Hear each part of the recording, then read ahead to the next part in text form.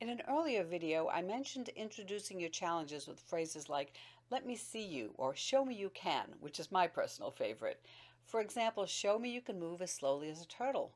Because children love to show off to you, they'll want to show you they can. Also, if you assume the children are capable of handling your challenges, they are far more likely to be capable. Show me you can assumes they can do what you're asking them to do, as does something like find two different ways to. Trust me, this simple technique works so much better than asking, can you? That implies a choice, and given a choice, some little ones will simply say no. Along these lines, you'll also want to accentuate the positive when you make corrections. When you use a problem-solving approach to movement and active learning, for example, show me a crooked shape, there are going to be lots of possible correct responses to this single challenge. In this case, you should point out as many different responses as you can so the children understand that it's okay for them to each find their own way. But if you ask the children to demonstrate a specific skill, say hopping, which is a one-footed takeoff and landing, and some children jump instead, you'll want to avoid singling out those children so as not to cause embarrassment and self-consciousness. Those feelings simply don't lead to future success. Although the following statement refers to behavior, it can also apply to correcting children in other situations as well. On the other hand, you can't help children improve if you simply ignore their responses. So your options are to 1. Ask children responding correctly to demonstrate without letting on why you're choosing these children. 2. Talk about the difference between hopping and jumping. And then maybe 3. Reissue the challenge to give them another chance to succeed. If the same children still respond incorrectly, you're alerted to an area requiring attention. However, you should offer the attention when it's possible to provide it privately and positively. Not squelching children's creativity and self-expression is also extremely important. When you have asked children to create new words to a song, for example, you should accept their creations even if they don't rhyme or fit the melody, fit the rhythm of the melody.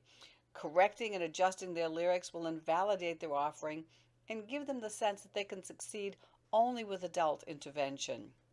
In a similar vein, Molly Sullivan, in her book about movement exploration, an oldie but goodie, gave the example of a child who responds to a challenge to make a high shape by climbing onto a table. She suggests rather than negate the inventiveness, you can acknowledge the cleverness and add, with both feet on the ground, to the next instruction. Finally, where movement and active learning experiences are concerned, you'll need to be flexible. That doesn't mean being able to twist your body into a pretzel shape. Rather, you need a flexibility of mind and spirit to accept that your lessons will not always go exactly as you've outlined them on paper, like I naively did when I first started teaching. I mean, really, we're talking about young children and movement. For instance, in monitoring children's energy levels, you may suddenly find it necessary to veer from your original course to either excite or calm the class. Maybe nothing you planned is interesting to a particular class on a particular day, forcing you to either improve or go to another lesson plan entirely.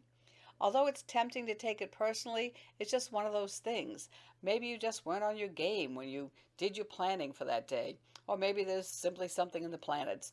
Either way, you'll ensure a much more positive learning environment if you go with the flow than if you insist on sticking with your original game plan.